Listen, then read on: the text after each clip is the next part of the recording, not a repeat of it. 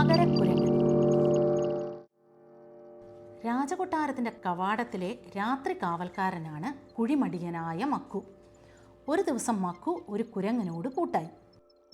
അന്ന് രാത്രി കുരങ്ങനെ കാവൽക്കാരൻ്റെ വേഷം കെട്ടിച്ച് കവാടത്തിൽ കാവൽ നിർത്തി. എന്നിട്ട് മക്കു സുഖമായി കിടന്നുറങ്ങി. കാവൽക്കാരൻ്റെ വേഷമിട്ട കുരങ്ങനെ കണ്ടാൽ ശരിക്കുള്ള കാവൽക്കാരനാണെന്നേ പറയൂ. പെട്ടെന്നാണ് പ്രധാന കാവൽക്കാരൻ പരിശോധനയ്ക്കായി വന്നത്.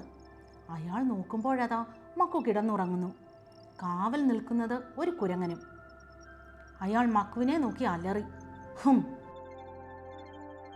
തനിക്കിവിടെ ജോലിയില്ല, പോയിക്കോ.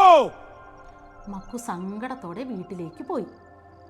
പിറ്റേന്നു രാത്രിയായപ്പോൾ ഒരാൾ വന്നു പറഞ്ഞു, പ്രധാന കാവൽക്കാരന് മക്കുവിനെ കാണണം. മക്കു ഓടി പ്രധാന കാവൽക്കാരൻ്റെ മുറിയിലെത്തി. തന്നെ ജോലിയിൽ തിരിച്ചെടുത്തിരിക്കുന്നു, പ്രധാന കാവൽക്കാരൻ പറഞ്ഞു. മക്കു അത്ഭുതപ്പെട്ടു. അപ്പോഴാണ് മക്കു അത് പറഞ്ഞയാളെ ശരിക്കും കണ്ടത്. നല്ല പരിചയമുള്ള മുഖം. പ്രധാന കാവൽക്കാരൻ്റെ വേഷം ധരിച്ച കുരങ്ങനായിരുന്നു അത്. അമ്പരന്ന് നിന്ന മക്കുവിനെ നോക്കി കുരങ്ങൻ പറഞ്ഞു, കാവലിന് കുരങ്ങനെ പകരക്കാരനായി നിർത്തുന്ന ചേട്ടൻ്റെ ഐഡിയ പ്രധാന കാവൽക്കാരന് ശരിക്കും ഇഷ്ടപ്പെട്ടു. രാത്രി പ്രധാന കാവൽക്കാരൻ്റെ വേഷമിട്ട് നിൽക്കുന്നത് ഇപ്പോൾ ഞാനാ, ഹി ഹി.